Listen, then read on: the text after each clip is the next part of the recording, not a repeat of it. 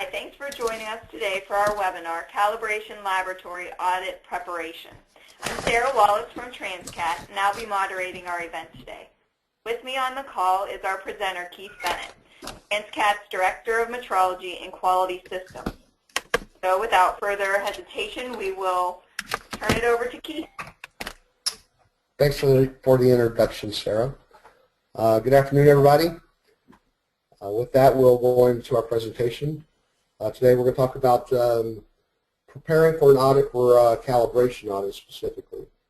Calibration laboratories are subject to a lot of different audits, such as accreditation audits from the 17025 accrediting body, Z540.X, nuclear, FDA, FCC, and quite a few others.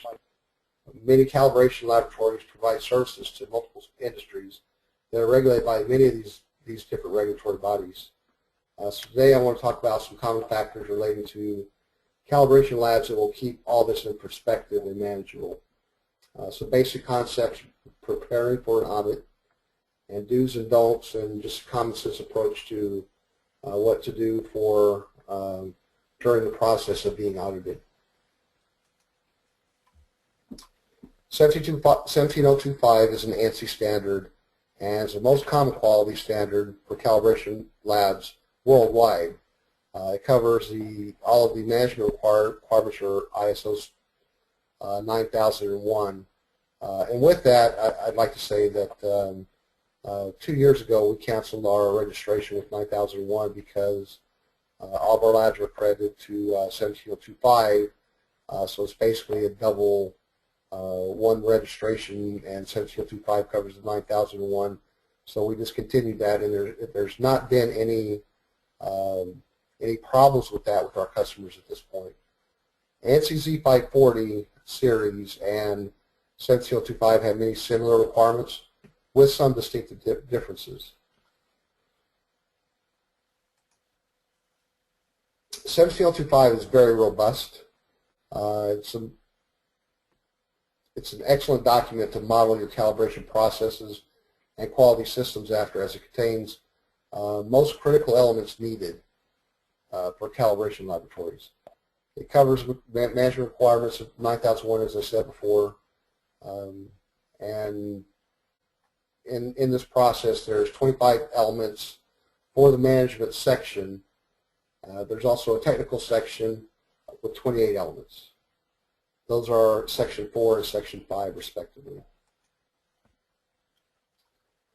Starting with the quality manual, the quality manual itself should be written at the 10,000 foot level without getting into too many specifics. If you're building your quality processes around 17025 and other quality standards, the other quality standards and SOPs must adequately address these as well.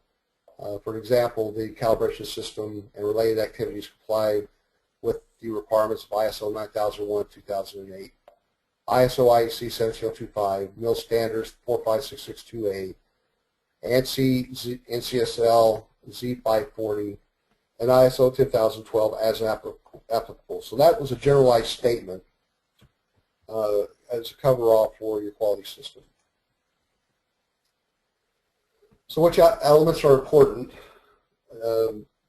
Pretty much all of them need to be addressed.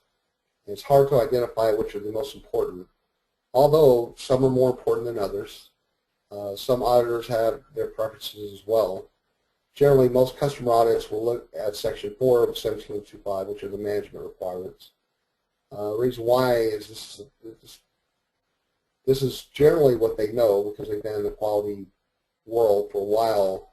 And 9001 is pretty much all of the management piece for Section 4. So they understand that. So when you get audited by customers, generally, they don't know metrology, they're going to stick with Section 4, and that's where they're going to audit the hardest. Some industry-specific audits, such as nuclear, will obviously focus on their critical requirements. And when you get metrology people as auditors, they will obviously focus on Section 5. And with that, this is where the rest of this presentation will focus. Definition of a quality calibration. The overall goal is to ensure the calibrations performed are correct and reliable. Primary elements to produce a quality calibration. There's a lot of elements here. So there are human factors, accommodation, environmental controls, methods, equipment, measurement traceability, sampling, handling of the M&TE, measurement and test equipment, assuring the quality of test and calibration results, and reporting the results. For human factors, obviously a very big one. Technician's competency is critical to a good calibration. Training, this is one of the biggest challenges for a few reasons. Calibration field is extremely broad, and majority of the disciplines in the calibration fields for industry require a high level of technical comprehension. So another problem with training is documenting the training activities. Okay, documentation is very important. Auditors want to see objective evidence, meaning they want something written down.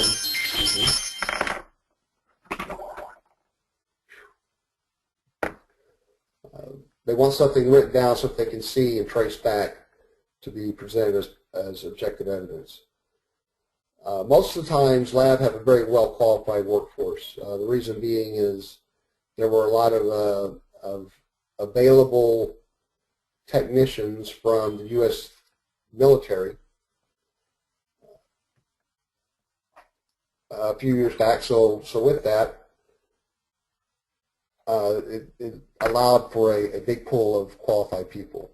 A lot of these people come into the commercial workforce. A lot of times they don't bring their documentation or their certificates that prove they're trained, but they're trained. So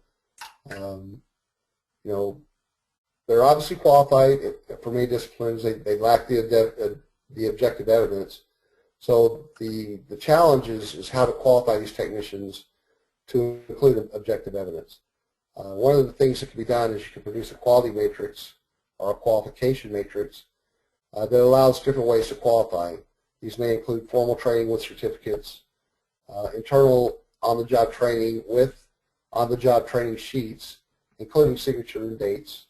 You can perform over-the-shoulder evaluations, and again, with documentation and a formal sign-off.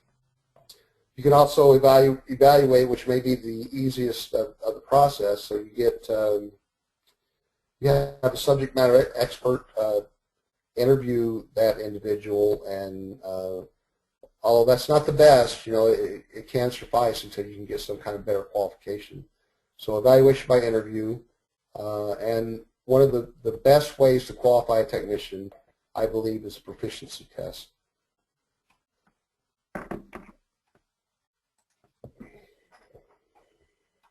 I will talk about proficiency tests quite a bit, actually, in this slide right here. So competency and proficiency test. The proficiency test is basically a measurement performed in the discipline that the technician is being qualified for. So there's generally an artifact, which would be the piece of equipment that the measurement is taken on, and that's sent around to multiple labs for those labs to take readings on that artifact. Okay, so this is generally handled externally. Best way to do it by an external proficiency test provider. That would the external part of this provides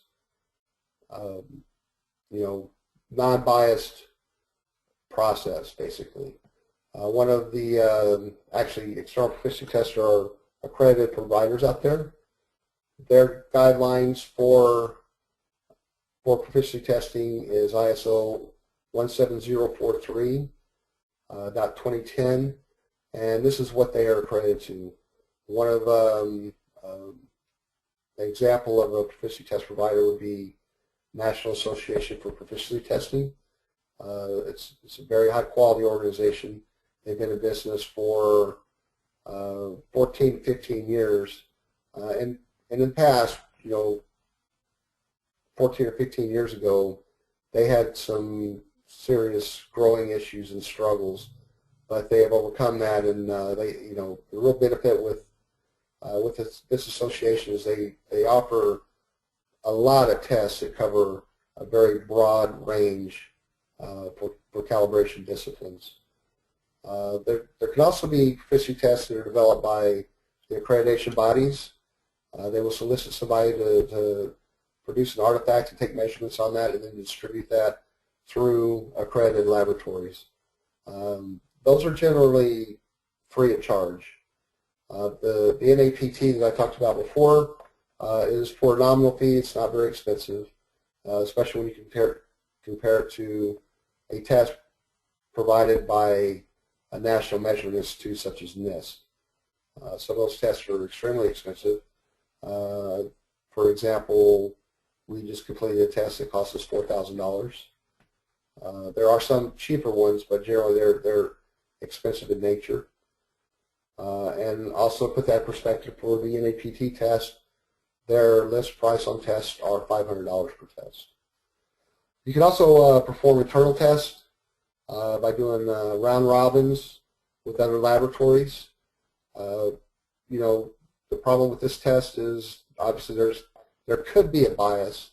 It really doesn't benefit that lab to bias a result, but the independent part is kind of important to remove all biases.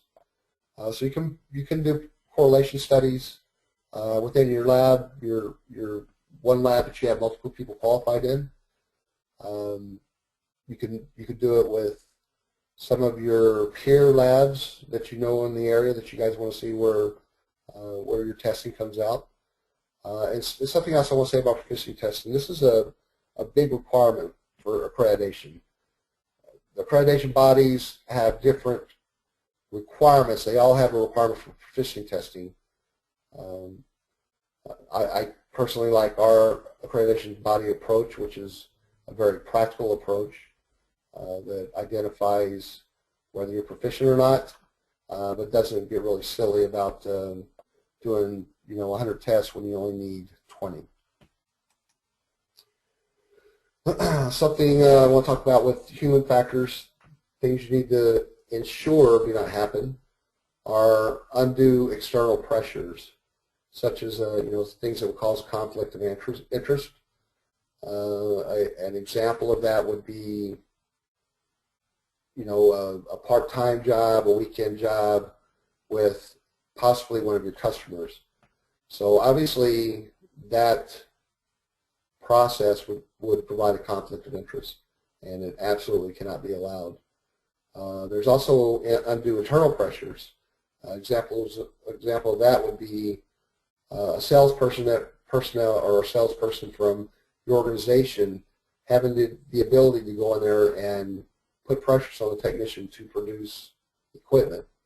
Obviously, his motivation is different than the technician's, and again, this absolutely cannot be allowed. Accommodation and environmental controls. Important thing here is these need to be adequate to the level of claim uncertainties. An example would be for a general purpose lab, the temperature guidelines may be plus or minus 5 degrees Celsius. If you have a dimensional lab where temperature has a significant effect on your measurements, for a general purpose dimensional lab where they're calibrating hand tools, that may be a plus or minus 2 degrees Celsius requirement. Where, if we step that on down a little bit or to a higher level, if there's a dimensional lab that's calibrating gauge blocks, that requirement may be plus or minus 0.5 degrees. Obviously, because they're very, very tight tolerances and very, very good uncertainties in that process. So again, the level of claim uncertainties needs to be adequate to the level of the equipment you're calibrating. Lighting is an important factor. vibration, in some disciplines, vibration would have a big effect. In some, or most disciplines, it does not. An example of a discipline that has an effect on would be calibration of balances. Obviously, vibration is going to cause some errors there that you don't want. Another important thing is segregation of equipment. And when I say segregation, think about that as being incompatible activities. Example, you do not want a cleaning area in your dimensional lab where particularly it could affect your measurements as well. Same thing for a mass measuring lab. So segregation is important. It's something that's looked at pretty strongly with auditors.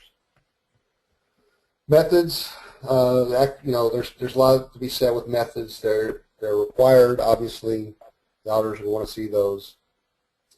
There's a lot of sources for methods. There's standard methods that can be acquired through like military organizations such as GuideApp.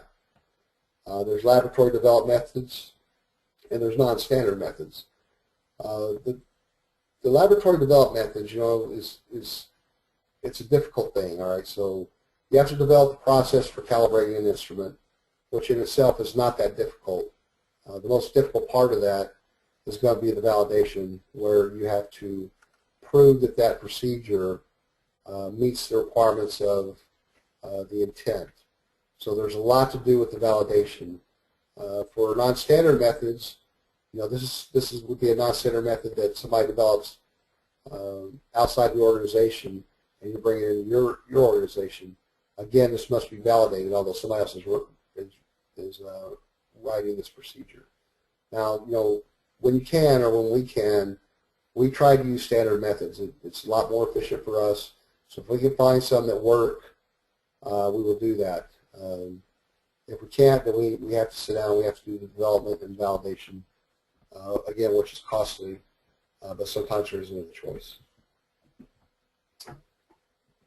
Enough can't be said for equipment. You absolutely have to maintain confidence and control of your standards. A standard that is out of control, or let's say has an out of tolerance condition that is not known, will propagate that bad measurement to every item calibrated with that standard.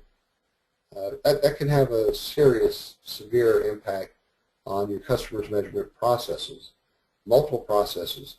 And then again, if he's using that instrument that you propagated bad measurements to calibrate other instruments, it just gets bigger and bigger and bigger. So, it's extremely important to maintain confidence of your standards that they are within their specified tolerances. If a standard is discovered to be out of tolerance, the impact of that out of tolerance condition has to be evaluated. When there is an impact to a customer, you need to notify the customer as to the possible impact of that out of tolerance condition as soon as you find it, so that he can remove his instrument that you calibrated, segregate it from doing any more work. It can be said that an out of tolerance standard creates a lot of liability. Absolutely, it can. Therefore, it's extremely important to ascertain the control on a basis frequent enough to ascertain control.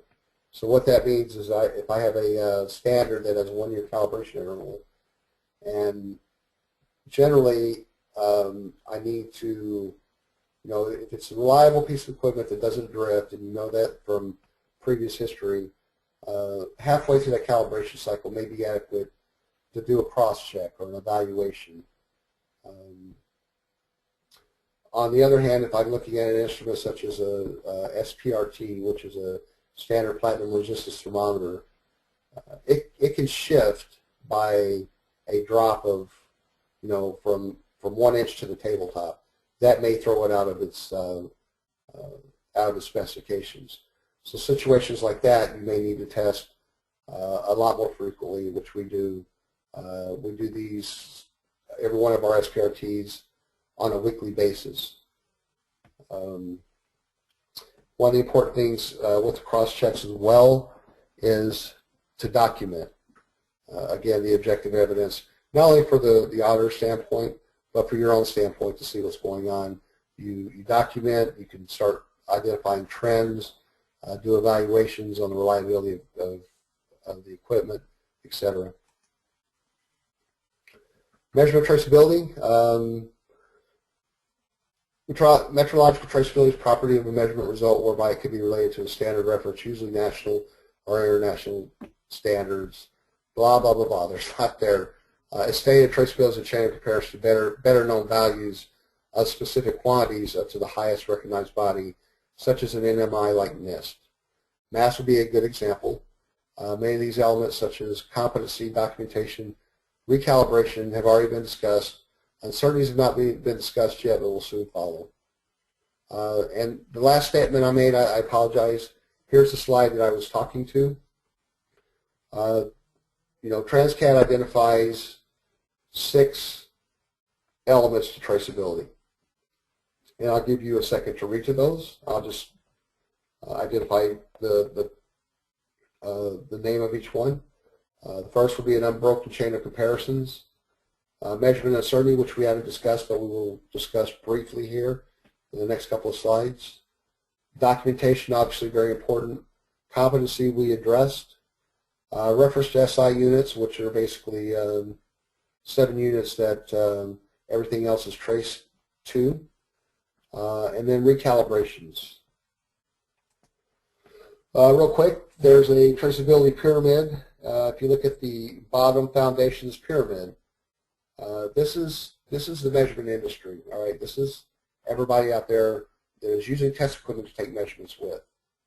This is where everything else is going to. Although, if you look at this pyramid, you would flip this pyramid upside down and basically say the most important part are the equipment applications.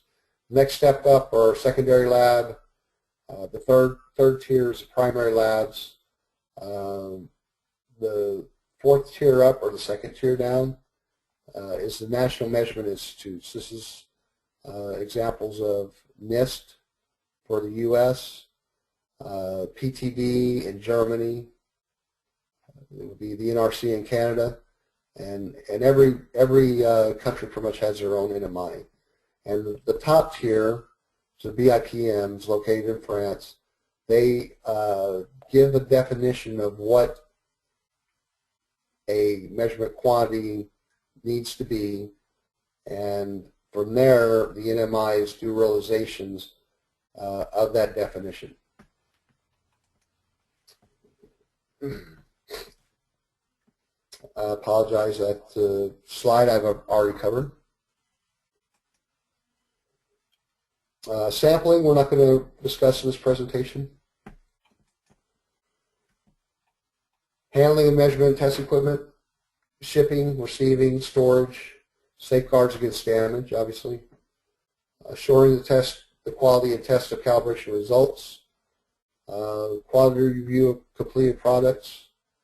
Important thing with this is logging the results so that you catch trends in your process.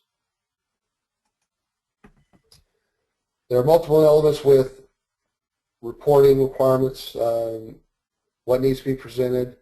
17025 again is a good standard to develop these. Very good definitions on what needs to happen.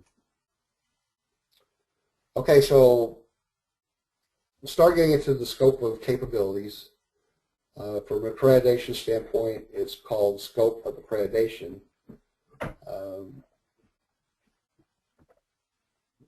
It basically identifies your capabilities by discipline and subdiscipline, and how capable you are, what's your uncertainties there, in each respective quantity.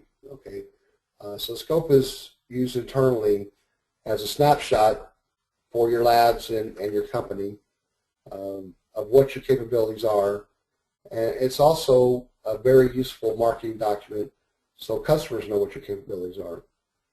The quantities and associated uncertainties are also called calibration and measurement capabilities.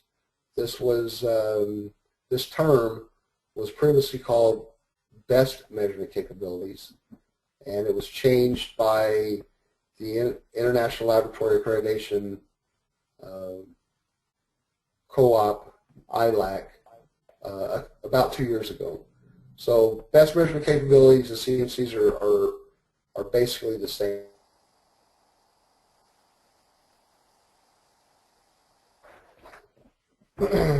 Okay, so when you start developing your scope of capabilities, your target for each discipline are things that you calibrate, and how well you do that should be based on what is required to meet current customer needs and possible customer needs in the future.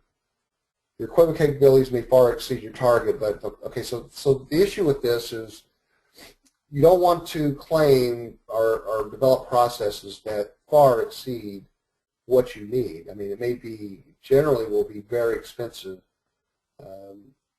to create such good capabilities when you don't need them. So you really need to analyze what's needed and what you may need, and go around, that as being your target and where you want to develop your capabilities. Sometimes your standards that you buy may far exceed your target, but that doesn't really matter. Their costs are fixed, so there isn't any cost associated with claiming the much better capabilities. Standards generally have generic capabilities, so if I have a specific standard and I'm not quite getting where I need to be, there are things I can do to improve on these standards. When you want to do these improvements, it's going to require a considerable amount of historical data to evaluate. You may also want to or have to employ process changes, such as shortening your calibration intervals, improving your laboratory environments, things like that. If your capabilities don't meet your target, you need to evaluate what it will take to improve your capabilities. If the costs are too high and there's significant loss to efficiency, such as having to use a manual process instead of an automated process, the customer may need to be brought into that equation, to determine if they're willing to absorb these costs to get to this level. Another thing they may decide is what you're going to give us is going to be good enough, but it may come down to that decision. Another consideration here is from a competitive standpoint. So you may have competing labs that are producing better than you, and in a marketing environment, the customer would look at their capabilities and say, well, they're better, so I'm going to use them. So a lot of times there's competitive pieces to look at. Something that you need to do when you develop your scope, just kind of as a reality check, do a lot of benchmarking. So you look at other scopes with like equipment and see where they're stating their uncertainties in the process. If you are significantly better, you really need to look at your uncertainty analysis. If you are significantly worse, again, you may look to see that you may not be doing something correctly. This is a quick example of a scope entry, if you will. This particular one is for thermodynamic main discipline with a subdiscipline of laboratory thermometers, digital and analog. You can see to the left it defines that. The center part gives you the range that you're defining. The third column identifies what your uncertainty is in that process. I apologize for this this photo clip I got of that. Normally they have the ranges or each column is identified. And the very last column identifies basically how you're doing that. You don't have to be real specific there. Okay, uncertainty analysis. Excuse me.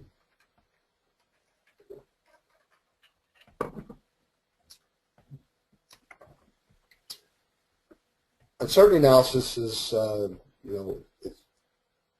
lot of people get some guidance, or they hear somebody talking about how to do uncertainty analysis, and they may decide, well, I'm going to use this. So a lot of times there's some guidance, or they hear somebody talking about how to do uncertainty analysis, and they may decide, well, I'm going to use this. So and it scares them to death. You know, the actual process of doing the analysis, the math process is not that difficult. You know, there's pieces of it that you learn going through, getting some knowledge, getting some uncertainty analysis under your belt. The actual math behind this is not extremely difficult. But I can say, you know, just to read a document such as the GUM, is the guide to the expression of uncertainty of measurements.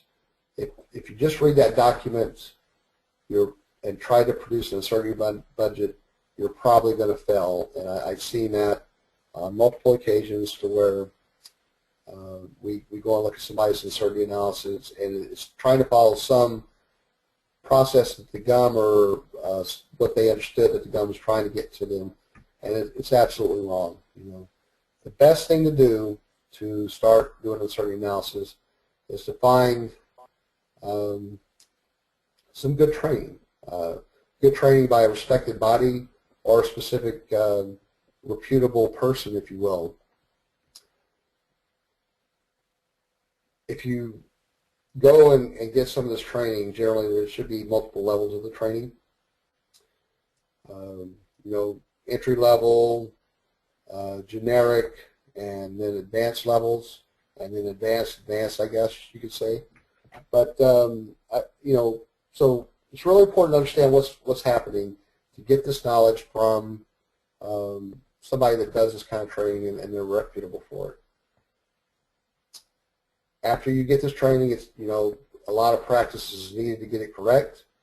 And believe me, after years of doing this, you will still learn better ways of doing this. Don't be intimidated. You know, again, the math is fairly easy. The biggest challenge, I believe, is the determination of what to include and how to include it. Here's a example of a fairly in-depth uncertainty analysis. This particular one has two types of, or two type A uncertainty components. Type A uncertainties are uncertainties that are produced by statistical process. Then everything that's not a statistical process is a type B. So this particular one has two type A's and 7 type B's. And this one's fairly in-depth, like I said. Some uncertainty budgets may only contain 2 components. And then there's a whole range for, you know, very in-depth ones to not so in-depth ones. An example of one of our labs with the scope of accreditation, you know, every line item on your scope is going to have one or multiple budgets to support that. So we may have in one of our labs over 200 budgets to support our scope. Okay, so obviously we can't go into too much depth with the uncertainty analysis and development of scope. So that's going to bring us to internal audits.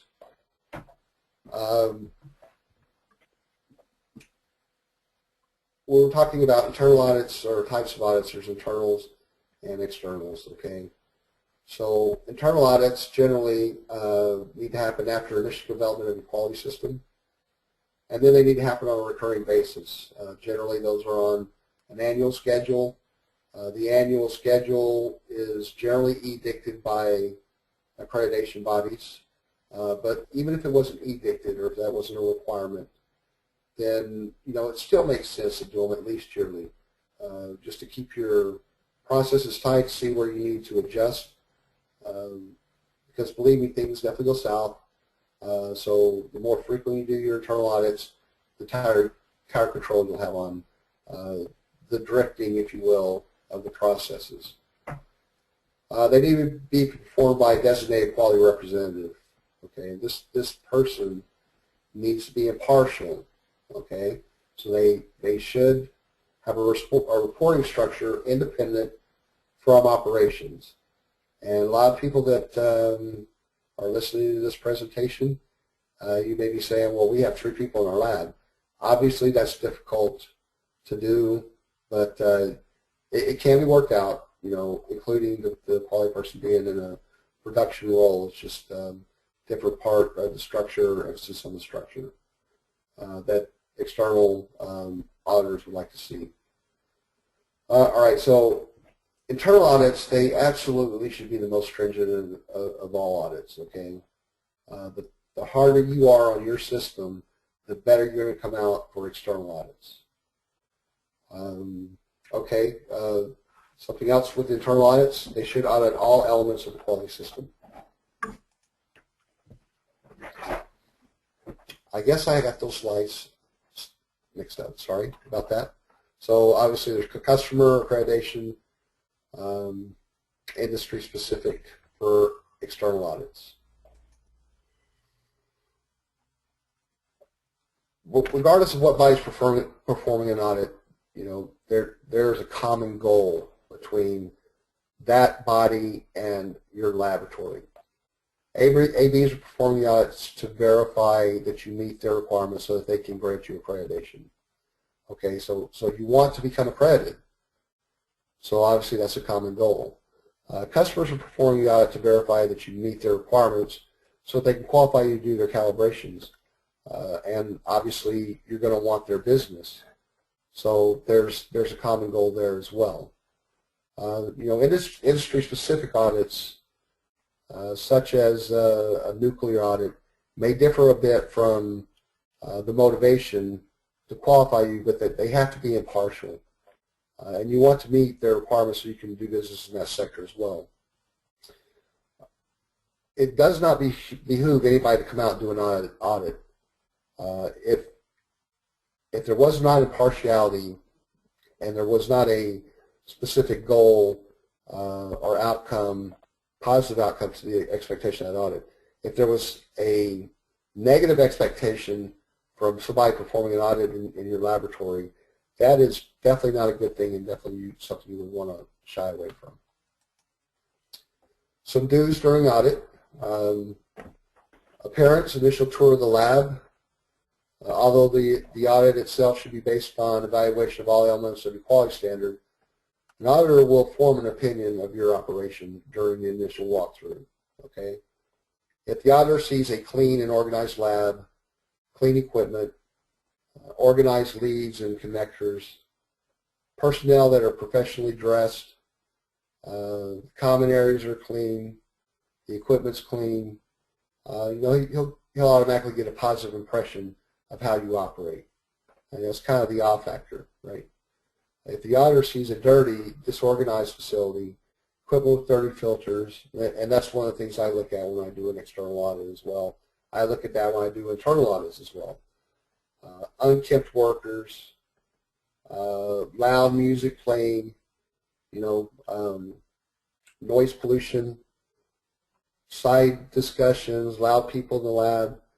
They're not going to get a positive impression, of how you operate. It's probably going to be a negative impression. So, with those two parts said, the initial walkthrough, it sets the stage for the rest of the audit. Okay, now something else with this process. Obviously, it's important to do all the things that's going to give the awe factor, the positive impression. But your lab should present itself like that all the time. It shouldn't be done one time a year when a customer comes to do an audit or an accreditation body comes to do the audit. Anytime somebody walks in, it should present itself that well. At least in the morning at the start of the work day, things should be tidy through the rest of the work day, and maybe at the end of the work shift, everybody spends 5 minutes policing their area. And besides that, with other impressionable parts, your common areas are impressionable. Your floors, you need to keep your floors nice and clean. So polishing every once in a while won't hurt. Some things you should do during the audit is give your auditor undivided attention. The auditor is going to require a lead person to perform the audit with. This person should be available to answer all questions, provide requested documentation, and assist the auditor in pointing him in the right direction when needed. You should treat the auditor with mutual respect. You should treat him the way you would like to be treated.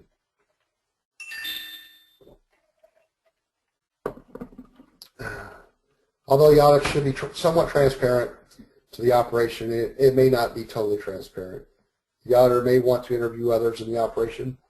I can promise you that in an accreditation audit, that's where they're going to work mostly, is with the technicians. So a lot of times this may be brief, and other times it may be more in depth, and just depending on the discipline and what the auditor wants to see.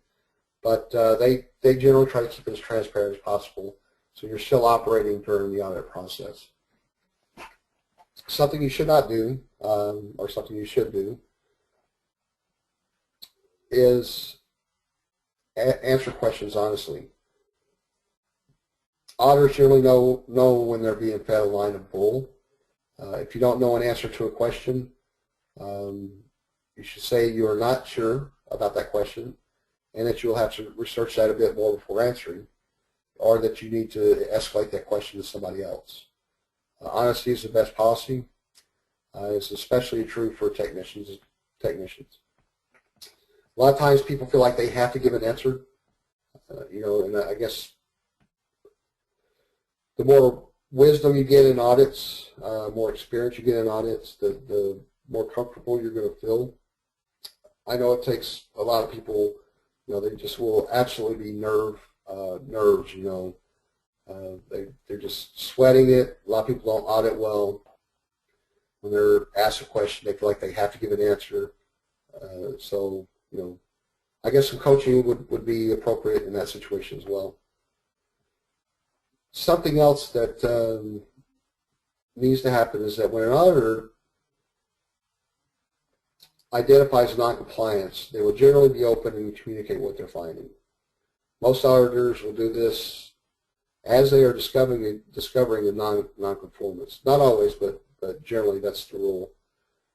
If the finding is a clear nonconformance, you should graciously accept this, make a statement that this will be corrected in due order, and carry on. All right. You should not challenge that when you know for a fact that that's wrong, the process is wrong, what he's finding is absolutely correct. There really is no challenge. By accepting this, in a gracious way, you'll develop a trust factor with the auditor, which is important.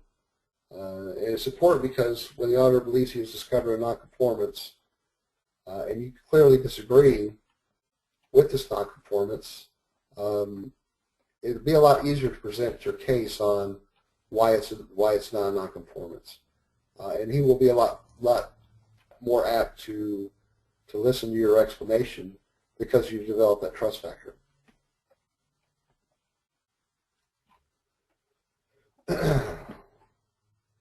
Something else, and I just covered this before, is relaxing, before an audit. Very important. Promise you're going to get through the audit. The day will end, and hopefully it won't be near as bad as you're thinking it will.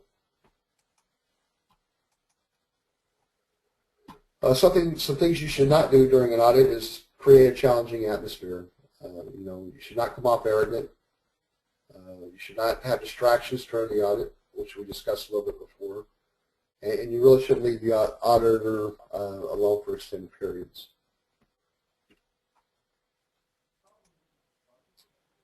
So the conclusion of this is something, you should always use an audit as a benefit, okay? So when you go through an audit, you should always take the findings from that audit and improve your system. They are extremely beneficial. Go in there with the right frame of mind, and it's a positive process. All audits and associated findings should be used constructively as a means for quality process improvements. So this concludes this presentation. With that, I will, okay. Yep, that's fine. Thank you. So that concludes our time for today, as Keith said. If you have any questions or would like to find out more about Transcat, you can visit us on the web at transcat.com, or you can just give us a call at 1-800-828-1470. So thanks for joining us today, and we hope you found the information